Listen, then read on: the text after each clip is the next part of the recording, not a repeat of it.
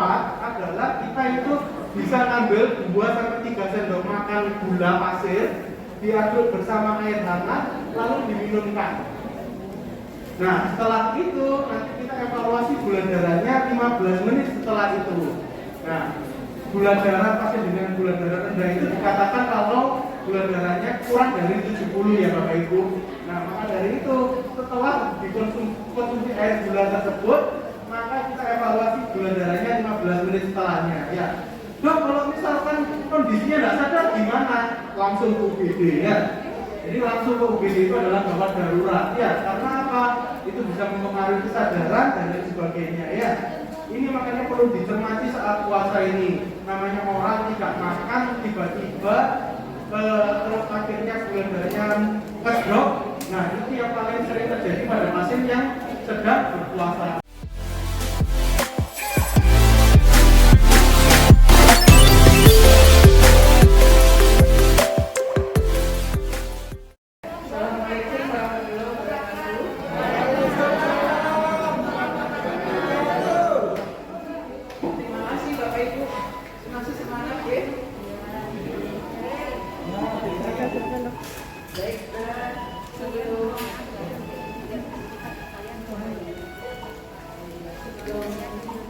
Kita lakukan penyuluhan pagi hari ini, mari kita berdoa beragama dan kepercayaan kita masing-masing agar apa yang kita upayakan di hari ini semuanya dapat berjalan dengan lancar.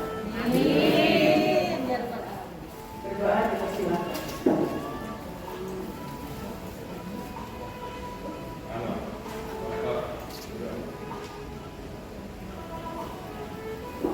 Berdoa selesai. Bapak Ibu, sebelum penyuluhan pagi hari ini yang akan diberikan oleh divisi endokrin mengenai diabetes, sebelumnya kita akan memberikan sedikit informasi tentang cuci tangan. Jadi manfaatnya cuci tangan ini supaya kita terhindar dari infeksi penyakit yang disebabkan dari kuman atau bakteri yang berada di tangan. Cuci tangan ini bisa dilakukan Bapak Ibu setiap hari. Saat kapan kita melakukan cuci tangan? Yaitu pada saat yang pertama kita mau makan atau minum. Yang kedua setelah kita dari kamar mandi bisa buang air besar, itu wajib harus cuci tangan. Kemudian yang ketiga setelah membersihkan kandang atau area yang ada di sekitar rumah itu juga harus cuci tangan. Untuk langkah-langkah mencuci tangan nanti akan kita peragakan. Nah, kalau mungkin nanti Bapak Ibu mengikuti apa yang kita peragakan. Di sini cuci tangan bisa menggunakan air mengalir atau juga dengan menggunakan hand sanitizer. Kalau kita di rumah sakit kita selalu menyediakan hand sanitizer yang ada di masing-masing dinding yang tertempel di area jalan Anda melewati. Ya, itu bisa digunakan. Tapi lebih baik lagi bila ada air mengalir, kita juga menyediakan wastafel di sekitar air. Kita mulai langkah yang pertama. Bila menggunakan air mengalir atau air, kita basahi dulu kedua telapak tangan.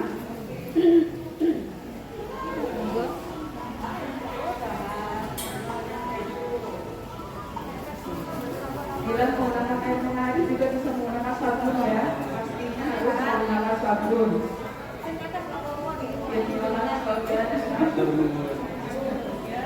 Kemudian langkah yang pertama setelah diberi air dan sabun tadi, telapak tangan digosok 4 kali ya. Kemudian langkah yang kedua adalah menggosok punggung tangan kanan sebanyak 4 kali. 1, 2, 3, 4. Dan yang sebelahnya, sebelah kiri ya. Kemudian langkah yang ketiga yaitu gosok telapak dan sela-sela jari. Hitungannya sampai 4 sama ya. 1, 2, 3, 4. Kemudian langkah yang keempat akan mengunci 4. Kemudian makan yang kelima, jempol digosok dengan cara memutar. 1, 2, 3, 4. Kemudian sebelahnya 1, 2, 3, 4. Langkah yang keenam yaitu ujung jari ditunjukkan, kemudian diputar. 1, 2, 3, 4. Lakukan sebaliknya. 1, 2, 3, 4. Oke, selesai. Dilakukan jelas kalau menggunakan air yang mengalir. Untuk yang berikutnya adalah tentang etika batuk. Untuk etika batuk ini manfaatnya kita tidak menyebarkan virus atau kumannya yang dihasilkan dari saluran pernapasan, karena ini bisa menyebar melalui udara atau cairan air liurnya. Langkah yang pertama, kita menggunakan lengan bagian dalam dengan baju bagian dalam seperti ini, contohnya. Iya. Bila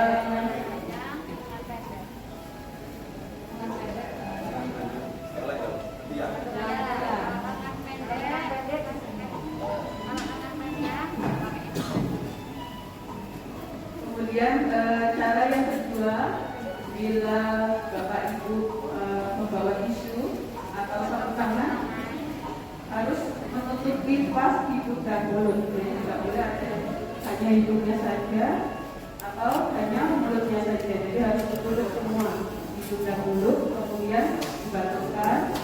Setelah itu dibuang ke tempat sampah. Terus kemudian jangan lupa cuci tangan. Cuci tangannya menggunakan langkah yang sudah diperagakan tadi. Kemudian yang ketiga, menggunakan masker. Pada saat sekarang kan kita semuanya menggunakan masker ya. Karena mungkin kita tahu sendiri bahwa masih ada, tapi sudah banyak berkurang. Tapi kan kita tetap harus menjaga dan waspada ya. Untuk yang menggunakan masker ini kita batuknya seperti biasa, tertutup dengan masker ya, itu pastikan tertutup. Kemudian masker kalau kita membawa cadangan diganti dan dibuang ke tempat sampah, kemudian cuci tangan. Itu saja. Terima kasih, mungkin itu informasi yang dapat kami berikan. Selanjutnya kami akan ada penyuluhan tentang diabetes ya, untuk menyambut bulan puasa Ramadan. Bagaimana sih kita misalnya ada saudara atau kerabat yang sakit dan diabetes, gimana caranya untuk menghadapi puasa Ramadan. Kami persilahkan mungkin dokter siapa yang atau sudah siap atau belum?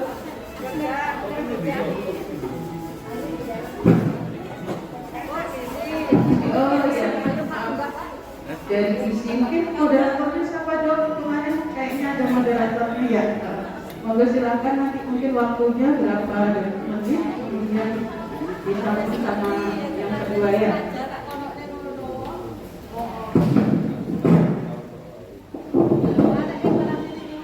Assalamualaikum warahmatullahi wabarakatuh. Sebelumnya, Bu Bapak, ya. Nanti ya, kenalkan saya Dr. Patan dari penyakit dalam divisi endokrin ya. Nah, untuk menyambut Ramadan, terutama bagi saudara-saudara yang Muslim dan penderita diabetes, insya Allah hari ini kita akan melakukan pemberian info baru dan info lama pada Bapak Ibu sekalian mengenai bagaimana sih caranya penderita diabetes itu melakukan swastaya. Nanti kita mungkin izin melakukan paparan dulu dari bidang gizi, mungkin sekitar 5-10 menit. Setelah itu akan disambung dari bagian penyakit dalam divisi endokrin. Nanti setelah itu mungkin kita akan membuka diskusinya bebas mau tanya apa saja. Terima kasih. Monggo dari Bu Rizky bagian gizi dipersilahkan.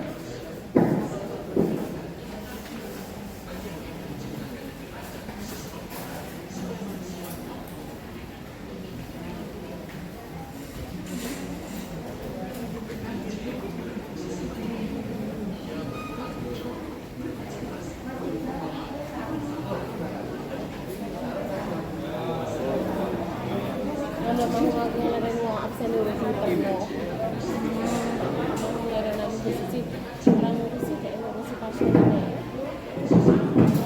aku ngomong bukan posisi karena Assalamualaikum warahmatullahi wabarakatuh. Selamat pagi Bapak Ibu semuanya.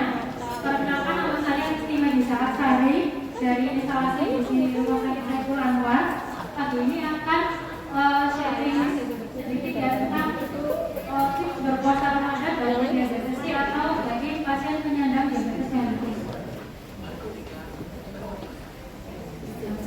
Diabetes dan ibadah puasa Ramadan, jadi lebih dari 50 juta muslim di seluruh dunia dan yang memiliki penyakit diabetes mellitus itu memilih untuk berpuasa di bulan Ramadan. Sama seperti Bapak Ibu di sini, harapannya kan bisa berpuasa di bulan Ramadan secara penuh ya, meskipun memiliki riwayat diabetes. Berpuasa Ramadan di sini akan mempengaruhi kendali gula darah akibat perubahan pola makan dan jadwal makan, serta ada perubahan tentang aktivitas fisik juga yang mempengaruhi metabolisme tubuh secara keseluruhan. Di sini selama waktunya berpuasa, pasien diabetes kan tidak makan ya selama setiap hari, dan itu bisa menyebabkan adanya resiko kecenderungan makan yang berlebih atau lebih banyak saat malam harinya. Nah, ini berpotensi pasien-pasien yang ada diabetes ini 5 kali mengalami hiperglikemia atau kenaikan gula darah, dan 7 kali lebih berisiko mengalami hipoglikemia atau penurunan gula darah. Apa sih yang terjadi di tubuh kita saat berpuasa? Pada orang normal atau orang yang tidak memiliki riwayat diabetes atau pasien-pasien diabetes dengan gula darahnya yang terkontrol atau tidak tinggi, selama berpuasa sumber energinya itu diperoleh dari cadangan gula di dalam otot hati kita. Dan itu cadangan gulanya itu cukup untuk kita berpuasa selama 12 sampai 16 jam.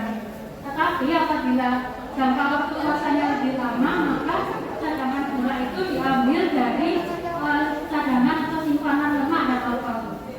Sedangkan bedanya saat pasien-pasien diabetes dengan gula darahnya yang tinggi atau tidak terkontrol, itu gula darahnya yang di atasnya 150 ya, sumber energi di organ kita itu tidak cukup.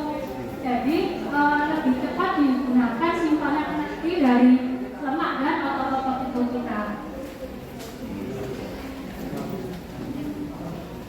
Ini ada berpuasa bagi pasien-pasien diabetes. Apabila gula darahnya terkontrol, maka saat menjalani puasa Ramadan dengan rentang waktu 14 jam ya, mulai dari sahur sampai berbuka, itu insya Allah tidak akan mengganggu kesehatan para Bapak Ibu semua.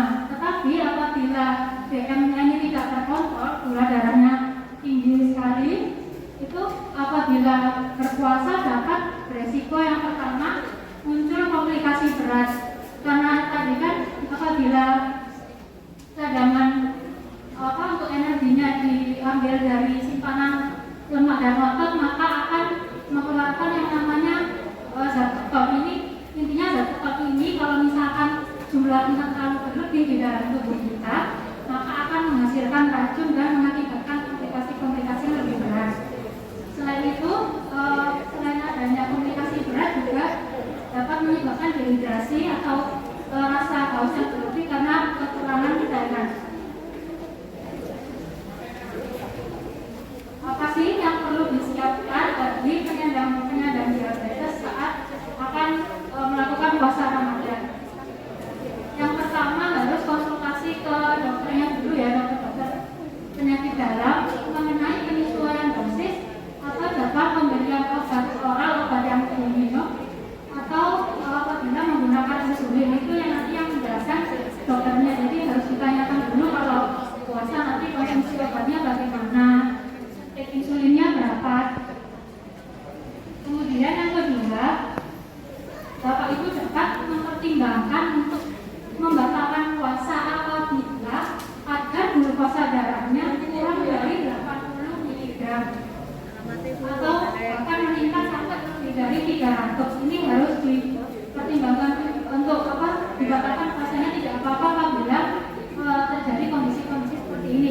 darahnya terlalu rendah atau terlalu tinggi. Itu untuk menghindari komplikasi ketoasidosis atau keracunan keton di dalam tubuh. Bapak Ibu juga tetap dapat melakukan aktivitas fisik dengan memperhatikan jenis olahraga yang disarankan. Misalkan jalan ringan itu juga frekuensinya maksudnya durasinya tidak terlalu lama ya. Jadi biasanya dilakukan sebelum berpuasa sore hari itu bisa. Hindari aktivitas fisik atau olahraga yang berlebihan selama menjalani ibadah puasa Ramadan karena dapat memicu gula darahnya turun terlalu cepat. Olahraganya dapat dilakukan 1 jam atau setengah jam sebelum buka puasa atau setelah makan bersama buka puasa. Dan yang perlu diperhatikan lagi harus tetap memperhatikan asupan cairan selama olahraga agar tidak terjadi dehidrasi.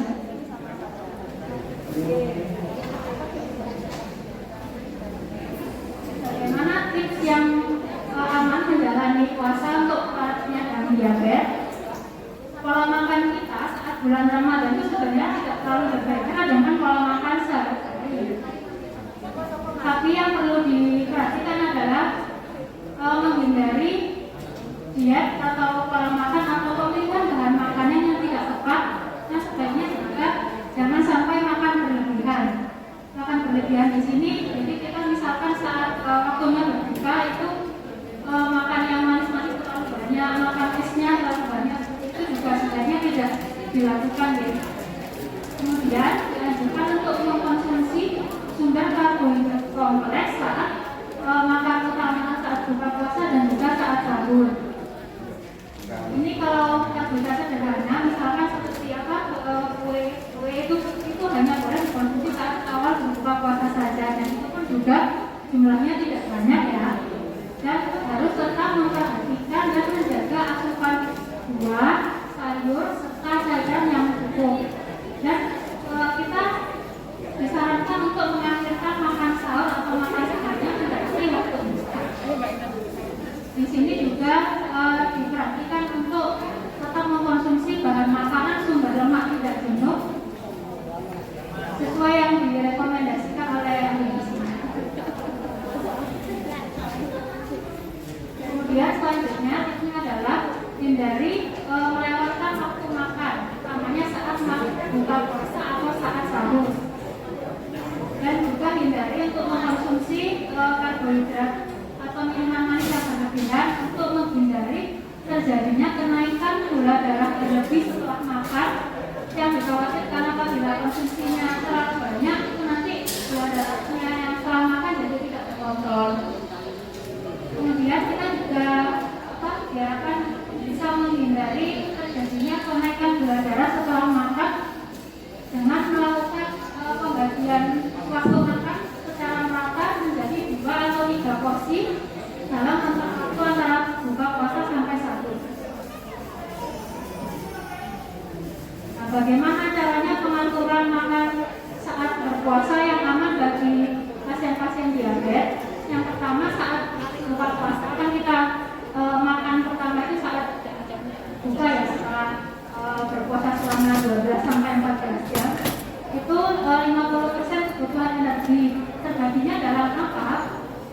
Saat sebelum sholat maghrib, jadi setelah azan itu ada apa istilahnya itu kita bisa mengkonsumsi seperti buah-buahan, misalnya kurma itu 2 sampai 3 biji itu boleh, atau biasanya kan ada dilengkapi dengan teh manis itu masih boleh. Itu jumlahnya 10% dari kebutuhan energi. Kemudian setelah sholat maghrib atau sebelum terawih itu kita boleh makan utama ini maksudnya makan nasi, sayur, lauk itu ya. Kemudian setelah sholat tarawih kita diperbolehkan makan makanan ringan lagi, makanan camilan, tapi ya kan camilannya juga ada makannya gorengan sampai 5 biji seperti itu ya. Pilihan makanan kita ya seperti buah-buah yang sehat atau mungkin agar-agar gitu masih tidak apa-apa. Dan dilanjutkan lagi makan utama saat sahur ini distribusinya sekitar 40%. Saat makanan saat sahur ini juga diharapkan bisa lengkap seperti saat buka puasa ini lengkap nasi, sayur, lauk, ada buahnya.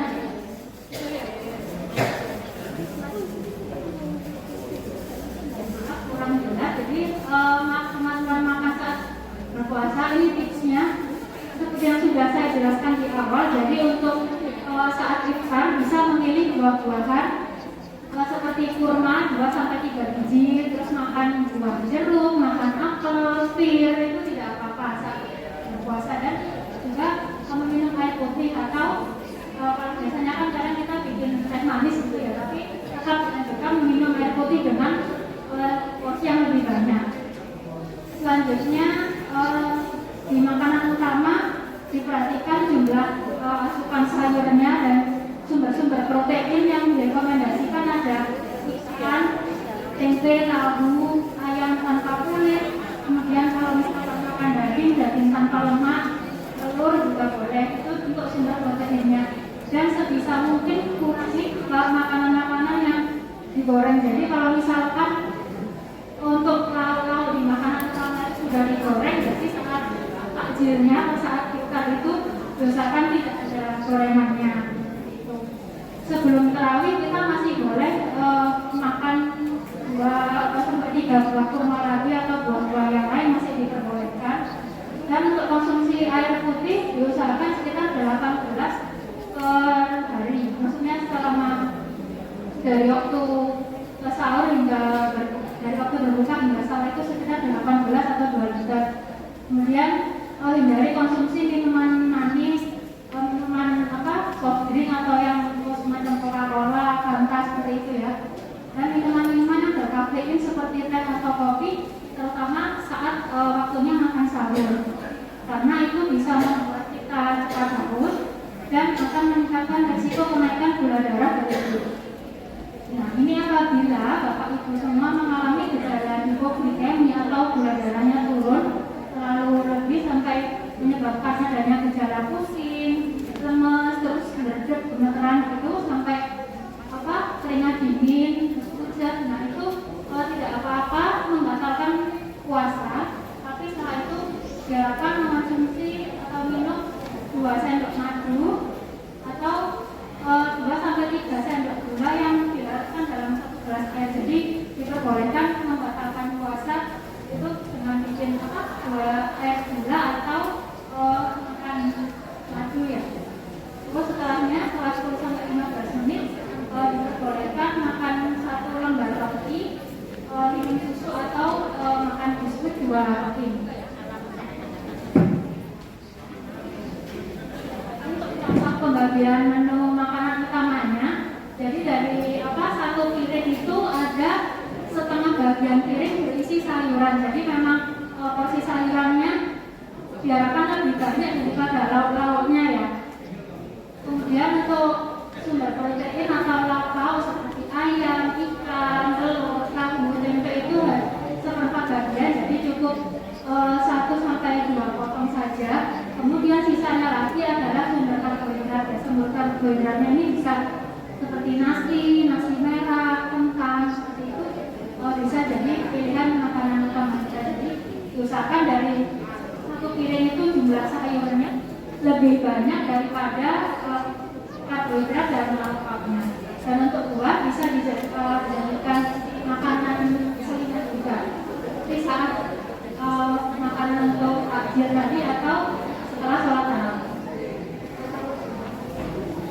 Sekian pemaparan tips mengenai tetap sehat selama berpuasa bagi pasien diabetes. Terima kasih. Wassalamualaikum warahmatullahi wabarakatuh.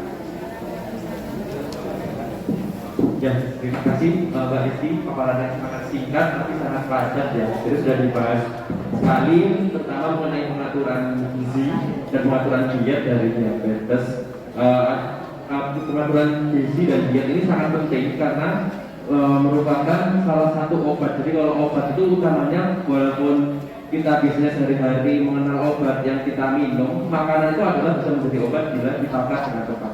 Selanjutnya kita akan mendengar paparan dari Dr. Adam dari divisi endokrin mengenai aman bagi para penderita diabetes. Kepada Dr. Adam, dipersilakan.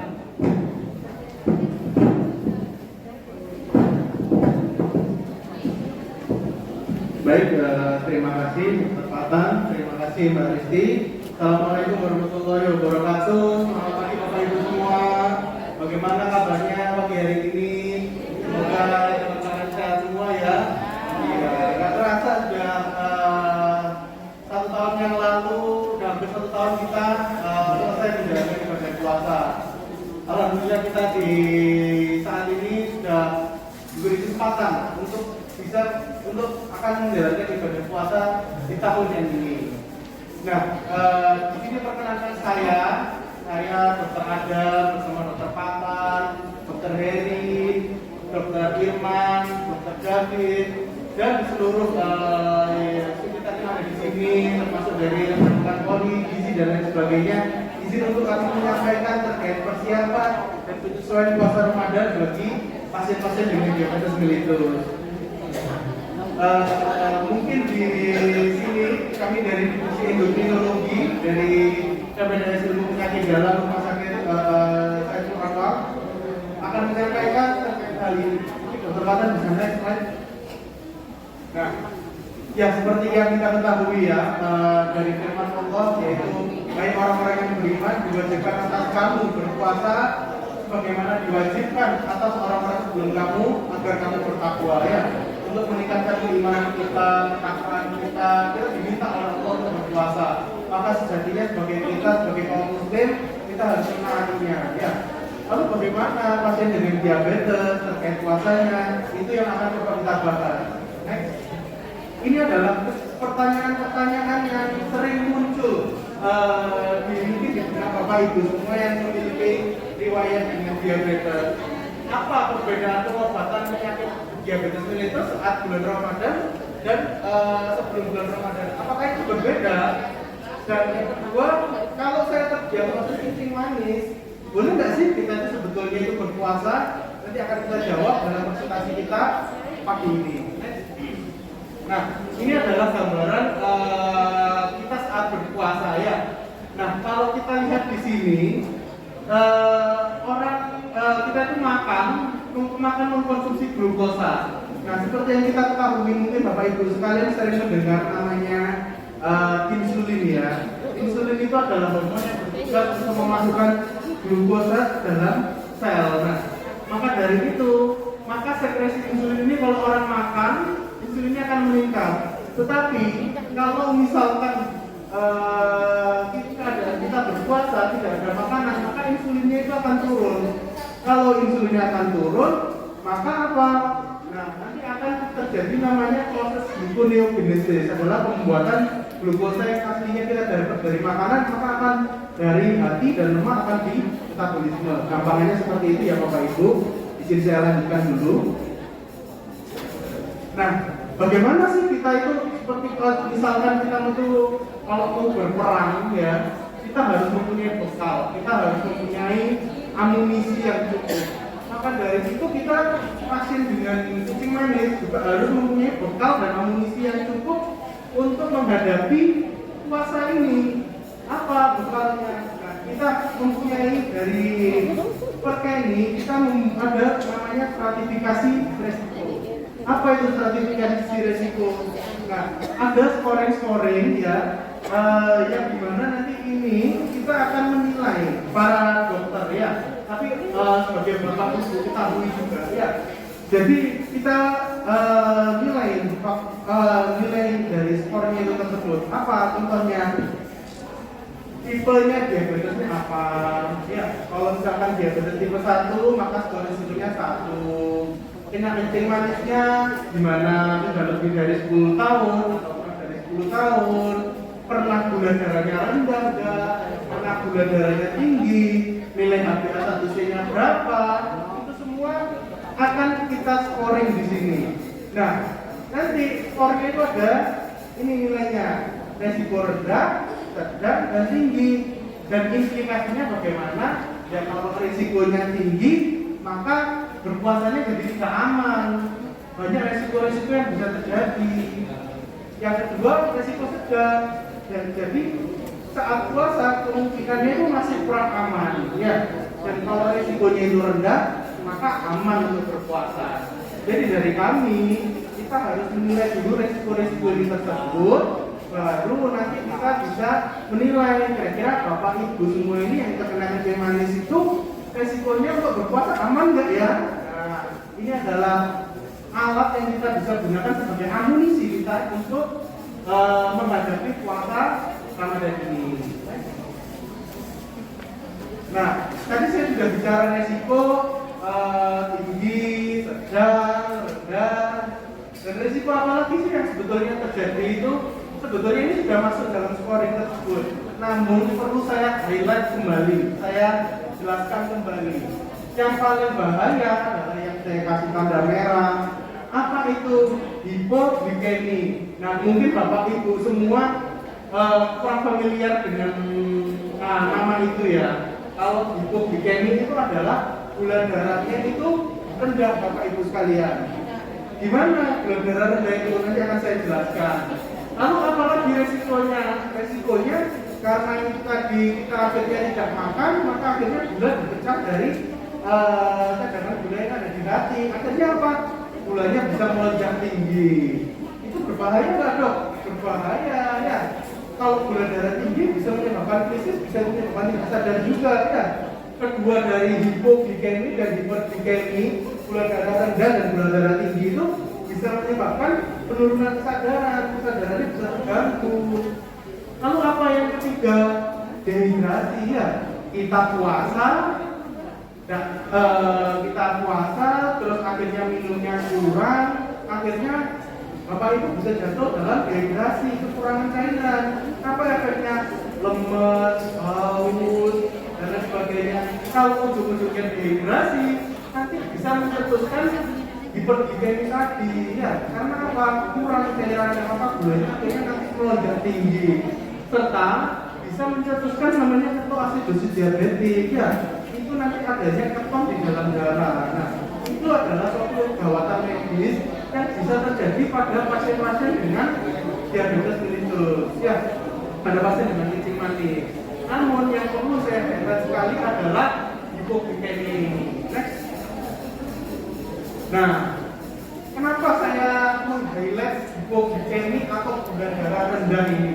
Karena itu akan mengganggu dari metabolisme dari tubuh ya. Bapak ibu, kalau misalkan ada orang gula darahnya rendah ya, karena puasa tiba-tiba gulanya rendah, apa yang dilakukan? Pasti itu biasanya tangannya itu, kalau misalnya pasien-pasien dengan diabetes itu yang gulanya rendah itu apa gejalanya? Tangannya itu gemetar bapak ibu sekalian. Paling sering itu orang blok-blok ini. Jadi nanti kalau misalkan mungkin ada keluarganya yang dengan kencing manis, tiba-tiba tangannya itu merodok, kok merodok tangannya? Nah, jangan-jangan keluarganya bapak ibu itu bisa mengalami namanya hipoglikemi atau gula darahnya rendah. Lalu apa? Selain tangannya gemetar, merodok juga bapak ibu, merodok, terus tiba-tiba lapar, keringat, bingung, dan pusing, bahkan hingga sampai pingsan. Ya, gula darah yang terlalu rendah ini bisa mengakibatkan gejala-gejala tersebut ini. Nah, maka dari itu sangat penting di bapak ibu untuk mengetahui terkait hipoglikemia itu. Terus dok, gimana sih terus kita tata laksananya pasien dengan gula yang rendah itu? Nah, kalau pasien itu dengan gula darah rendah dan pasien itu sadar, sebetulnya tata laksananya cuma simpel kok. Yang pertama, batalkan puasanya ya. Konsumsi makanan tinggi karbohidrat ya. Yang cepat adalah kita itu bisa ngambil 2-3 sendok makan gula pasir, diaduk bersama air hangat, lalu diminumkan. Nah, setelah itu nanti kita evaluasi gula darahnya 15 menit setelah itu. Nah, gula darah pasien dengan gula darah rendah itu dikatakan kalau gula darahnya kurang dari 70 ya Bapak Ibu. Nah, maka dari itu setelah dikonsumsi air gula tersebut, maka kita evaluasi gula darahnya 15 menit setelahnya ya. Dok, kalau misalkan kondisinya tidak sadar gimana? Langsung ke UGD ya. Jadi langsung ke UGD itu adalah gawat darurat ya. Karena apa? Itu bisa mempengaruhi kesadaran dan lain sebagainya ya. Ini makanya perlu dicermati saat puasa ini. Namanya orang tidak makan tiba-tiba terus akhirnya gula darahnya ngedrop, Nah, itu yang paling sering terjadi pada pasien yang sedang berpuasa. Maka dari itu ini perlu sangat dicermati bagi Bapak Ibu sekalian. Nah, lalu apa nutrisinya? Mungkin nutrisi tadi sudah dijelaskan oleh Mbak Risti sebelumnya ya. Saya highlight sedikit aja. Kalau misalkan di sini ini makannya berarti kalau misalnya kita itu makannya 3 kali sehari ya sekarang, mungkin saat puasa itu nanti akan berubah jadi saat sahur dan buka. Namun di sini kami dari Perkeni menyarankan untuk konsumsinya itu juga disertai dengan konsumsi makanan-makanan kecil ya, misalkan habis terawih dan lain sebagainya. Dengan konsumsi seperti ini ya, ini karbohidratnya 40-50% ya, proteinnya dari daging-dagingan, udang, telur, ikan ya, bisa juga ditambah dengan sayur-sayuran dan kacang-kacangan ya. Lemaknya bisa menggunakan konsumsi susu yang rendah lemak, boleh diselingi dengan selingan makanan seperti buah dan lain sebagainya. Nah, lalu bagaimana dok? Saya ini kan pengobatan kencing manis. Kok pengobatan saya ini gimana? Nah, ini sudah saya cantumkan di sini ya. Mungkin saya jelaskan sedikit saja terkait ini. Contoh obat-obatan yang sering kita pakai. Ini Bapak Ibu sekalian sering mendengar namanya obat metformin. Nah, metformin ini kita cek dulu. Ibu, Bapak, gula darahnya bagaimana konsumsi dengan metformin ini? Gulanya sebelum Ramadan bagaimana? Gulanya terkontrol dengan 1 kali dok, saya minum metformin itu pagi aja dok. Oh iya. Maka saat Ramadan gimana? Oh ya berarti tidak perlu penyesuaian dosis, maka nanti metforminnya diminum saat buka. Kalau saya minumnya 2 kali dok, gimana dok? Ya berarti diminum saat buka dan sahur, gitu ya. Kalau misalkan 3 kali sehari, sepertiga dari dosisnya diminum saat sahur, 2/3-nya saat berbuka puasa. Ya. Kalau misalkan yang slow release, yang lepas lambat, itu tidak perlu penyesuaian dosis. Nah, yang perlu diingat lagi, terutama obat-obatan yang lain, golongan sulfonyl urea ya. Namanya apa? Mungkin Bapak Ibu kalau misalkan sering dengar, mungkin entah keluarganya ataupun bahkan konsumsi obat ini, obatnya namanya adalah glibenclamid atau gliclazid ya. Itu harus memiliki perhatian khusus kalau mengkonsumsi obat tersebut. Nah, kalau misalkan konsumsi glibenclamid ini sekali sehari, maka saat puasa kalau misalkan gulanya itu terkontrol, maka dosisnya itu bisa dikurangi setengahnya dan diberikan saat berbuka puasa. Tapi kalau gulanya masih tinggi-tinggi terus bagaimana dok? Berarti yang awalnya mungkin biasanya glibernya dikonsumsi pagi hari diganti ke malam hari pada saat berbuka puasa. Itu ya. Kenapa seperti itu? Efek dari glibenclamid ini itu efeknya itu membuat gula darah itu turun ya. Dan itu sering pada beberapa pasien itu kalau misalkan tidak perhatian, kadang itu ada orang yang menunda, wes aku tak buka, aku tak minum pilih, aku habis itu tak makan kurma, terus tak sembahyang, tak terawih, makannya habis terawih. Nah ternyata karena Bapak Ibu tidak makan dahulu, menunda makannya setelah terawih, waktu terawih mereweli, ya tangannya berdebar, dadanya berdebar, tangannya gemeter, ya itu merupakan tandanya hipoglikemik, gulanya rendah. Segera konsumsi makanan yang tinggi gula saat itu, ya itu Bapak Ibu. Lalu kalau misalkan insulin, bagaimana dok? Saya itu sudah pakai obat, saya itu pakainya insulin. Nah, tergantung insulinnya bagaimana. Kalau misalkan Bapak Ibu pakai insulin yang mau tidur, ya. Kalau misalkan Bapak Ibu mengkonsumsi menggunakan insulin yang malam hari saat tidur, gimana dok? Nah, kalau dari panduan kami, kalau yang saat malam hari biasanya namanya, maaf ya, saya sebut merek, misalkan Levemir, Lantus, yang warnanya biru hijau atau abu-abu, itu dosisnya diturunkan 15-30%. Nah, tuh ya. Terus kalau misalkan insulin kejabannya gimana? Misalkan Upurektin, misalkan gula ya yang biru oranye itu bagaimana dok? Nah dosisnya sama tapi diberikannya saat berbuka puasa dan siang harinya nggak usah memakai insulin tersebut ya kurang lebih seperti itu. Dok saya kok bingung ya dok ya dokter jelaskan. Sudah bapak ibu tenang aja, silakan konsultasi ke dokter atau minggu kalau mau konsultasi kami ada di kamar 1 di poliendokrin ya. Bapak ibu tidak perlu pusing, biar kami yang pusing memikirkan untuk dosisnya untuk bapak ibu semua ya. Biar kita yang mengatur dengan pengobatan ini. Saya menjelaskan ini agar bapak ibu semua memiliki wawasan terkait hal ini ya. Artinya apa? Aku lah kok jangan jadi seperti ini. Aku lah poso berarti wis bakso ngombe obat atau insulin. Jangan ya, jangan seperti itu. Nanti mengakibatkan apa? Gula darahnya tidak terkontrol dan yang kedua nanti gula darahnya bisa naik lonjak tinggi. Itu yang berbahaya bapak ibu ya.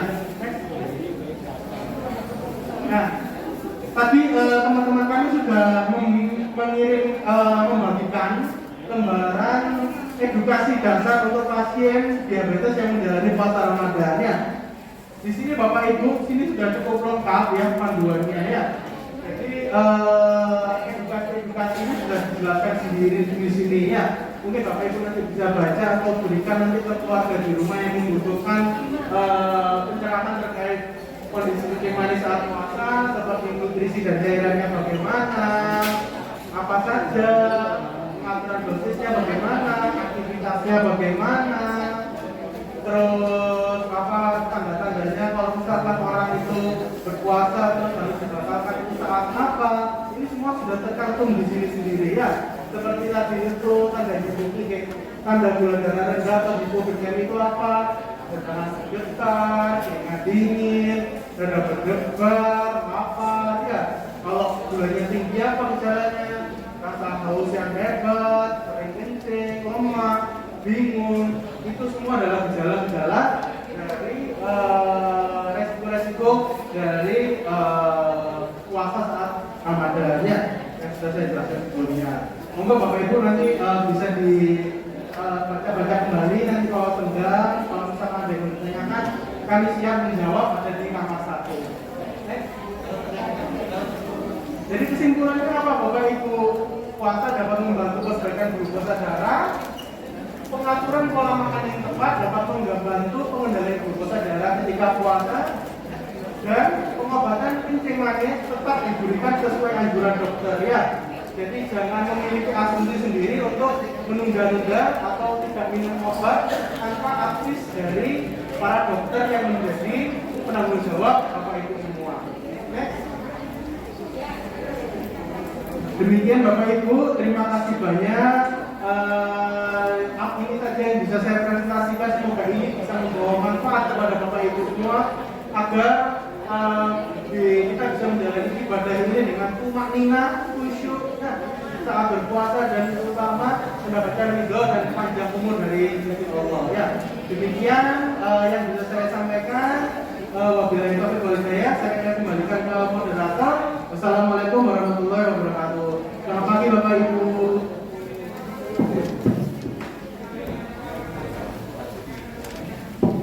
Baik, terima kasih atas paparannya yang sangat singkat dan menarik, sangat padat dari Dr. Adam. Mungkin kita bisa mengundang seluruh materi. Monggo Bu Rizky sama Dr. Adam ke depan. Nah, kita undang saja semua biar enak ya.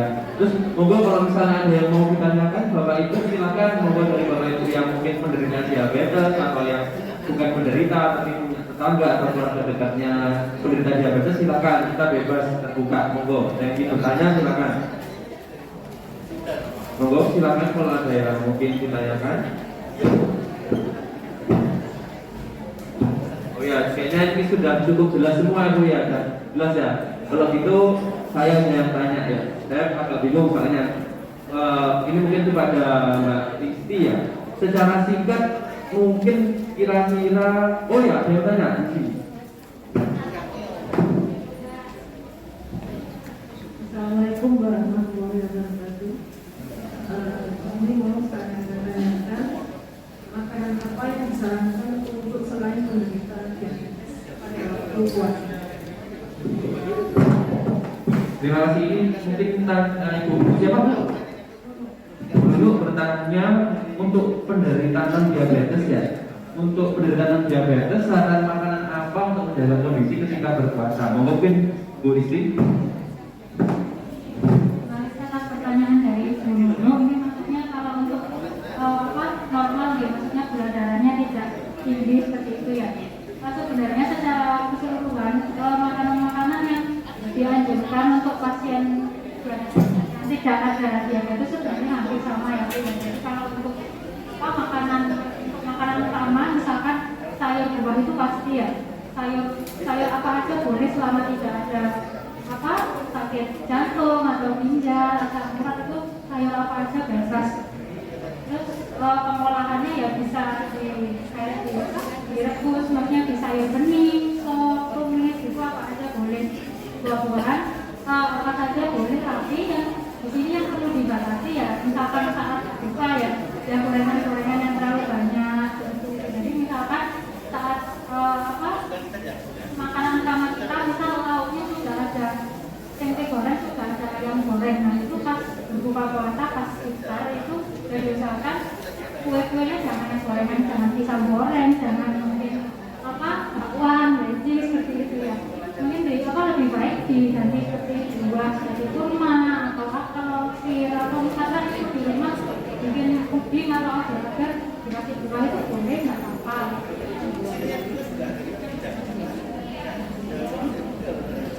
Misalkan ingin sekali waktu minum es, misalkan ya kan waktu berpuasa kan masih banyak yang pengen bikinnya sendiri gitu, ya diusahakan lebih banyak kasih buah-buahnya lebih banyak, kemudian penggunaan kental manis itu juga jangan terlalu banyak, itu umum sih sebenarnya. Tapi kalau untuk biar kita kuat lebih diutamakan di kualitas makanan utamanya ya, seperti sumber proteinnya yang baik, dari ayam yang tanpa lemak ya, tanpa kulit maksudnya.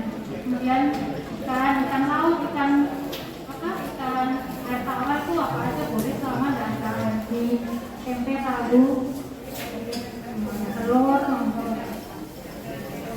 kemudian kalau untuk pasien-pasien yang mungkin mempunyai gangguan lambung atau mah juga sebaiknya tidak minum minuman yang pedas ya, atau yang mengandung kafein tinggi seperti kopi, terus minuman yang mengandung soda seperti yang sebutnya kayak Coca-Cola, Fanta, itu juga sebenarnya tidak disarankan. Jadi lebih baik banyak minum air putihnya, atau kalau mau bikin jus boleh, tapi di luar itu bikinnya ya buah sama air sama gula tanpa tambahan susu kental manis.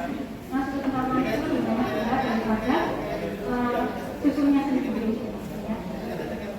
Sudah jelas atau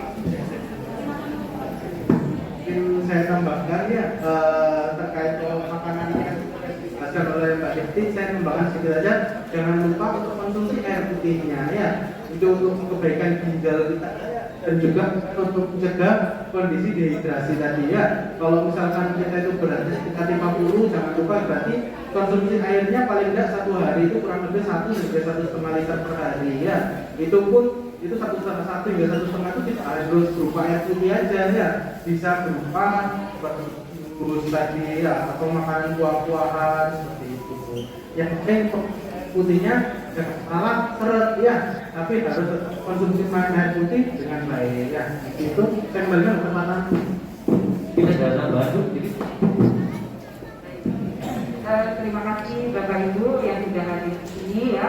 Perkenalkan, nama saya Bi ya, perawat di klinik IRD ini, menyampaikan bahwa untuk ya atau diabetes jangan lupa selain diet juga obat ya, dan olahraga ringan, dan jangan lupa untuk kebersihan kaki Bapak Ibu ya, karena kadang-kadang kita lupa bahwa kaki itu adalah organ terjauh dari jantung. Jadi kadang-kadang ada luka sedikit gitu ya, jangan sampai bertambah parah. Jadi usahakan jangan sampai ada luka seperti itu ya. Jadi usahakan yang namanya kaki ini benar-benar dijaga kebersihannya ya. hampir sama dengan menjaga kesehatan atau kecantikan wajah ya. Nah itu, jadi untuk pasien-pasien DM kan Bapak Ibu juga tahu ya bahwa kadang-kadang ada yang sampai dilakukan amputasi ya. Wallahu a'lam, mudah-mudahan dijauhkan Bapak Ibu yang pakai DM, semoga tidak sampai terjadi seperti itu. Dan jangan lupa Bapak Ibu pada saat istirahat di rumah ya, istirahat di rumah itu sambil senam kaki ya, kaki itu sering digerak-gerakkan. Apa pernah terpikirkan untuk menggerak-gerakkan dari kaki? Ya mungkin lupa ya. Nah itu menjadi bagian dari kita.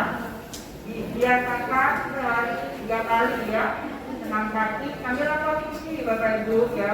Kemudian juga membersihkan kaki seperti mandi pagi dan sore. Kalau mandi itu harus dibersihkan, kakinya dikeringkan. Jangan dibiarkan kaki dalam keadaan lembab atau basah. Mungkin itu ya Bapak Ibu, dan memperhatikan ini juga alat kaki. Jangan lupa kita menggunakan alat kaki yang sehat. Karena kalau alat kaki kita terlalu sempit atau terlalu lebar itu resiko. Satu, kalau terlalu lebar kita risiko jatuh. Tapi kalau terlalu sempit resiko mencederai kaki kita, seperti itu ya Bapak Ibu ya. Mungkin itu saja dari saya dokter, mohon maaf untuk ini juga diperhatikan. Saya kira cukup. Assalamualaikum warahmatullahi wabarakatuh. Terima kasih karena berwaktu, kita masuk sesi akhir aja sebagai pemeriah suasana biar ramai dan biar ilmunya lebih mantap. Kita ada beberapa kenang-kenangan. Ada nggak tahu ini isinya apa, ada tote bag. Ini akan diberikan pada 2 orang, itu bapak yang beruntung yang bisa menjawab pertanyaan dari kami ya. Cepet-cepetan aja angkat tangannya. Pertanyaan pertama, sebutkan 3 tanda atau gejala dari hipoglikemi atau kurang gula pada penyakit diabetes. Monggo. Ya. Silakan, Bu, siapa namanya, Bu? Lemas, keringetan, kayak mas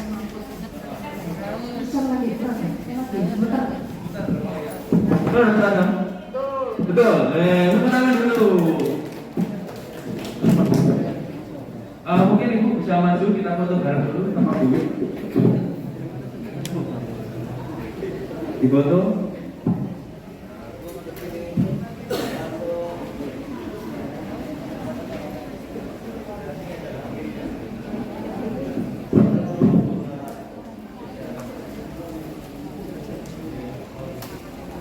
Selamat Bu, ya, semoga bermanfaat. Pertanyaan terakhir, misalnya ada seorang penderita diabetes, wanita 60 tahun, 2 jam sebelum buka puasa tiba-tiba beliau kelihatan seperti yang dijelaskan tadi, ada hipoglikemi, gemeter, keringat dingin, agak mual-mual, tapi masih sadar. Itu kira-kira penanganan pertamanya bagaimana? Ayo, ya silakan Bu. Namanya Bu siapa?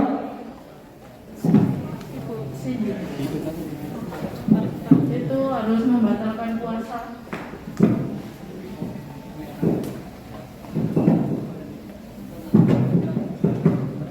Itu harus membatalkan puasa, terus minum makanan yang mengandung karbohidrat dan gula yang tinggi. Benar-benar jawabannya? Wah, benar sekali, hebat, jadi memperhatikan ya. Selamat. Ini kita bisa foto lagi. Coba silakan dulu.